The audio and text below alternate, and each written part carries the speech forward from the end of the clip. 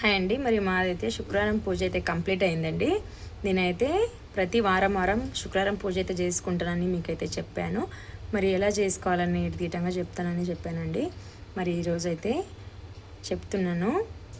మీరు గిటంగా ఒకసారి చేసి చూడండి. లక్ష్మీ పూజ అయితే నాకైతే మంచి జరిగిందనేసి మీకు గిటంగా చెప్తున్నానండి. పిల్లలు కానీ వాళ్ళైనా సరే కానీ డబ్బు విషయంలో మనకి ఇబ్బంది ఉన్నా సరే కానీ ఈ పూజ అయితే చేసి చూడండి.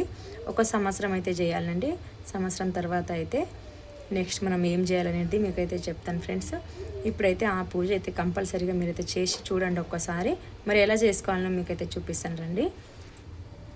మన కాడ మెయిన్ ఇక్కడ లక్ష్మీ విగ్రహం అయితే ఉంది చూడండి. ఇక్కడ ఈ లక్ష్మీ విగ్రహాన్ని శుభ్రంగా కడిగేసుకొని బొట్టు పెట్టేసుకొని గంధము పెట్టేసుకోవాలండి. మందారం పువ్వు కంపల్సరీ మందారం పువ్వు అయితే ఉండాలి. ఒక్క పువ్వు అయినా సరే పెట్టేసుకోవాలి.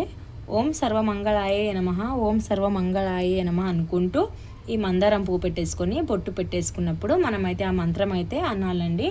కొన్ని అక్షంతలు తీసుకొని అమ్మవారి మీద అయితే వేసుకోవాలి.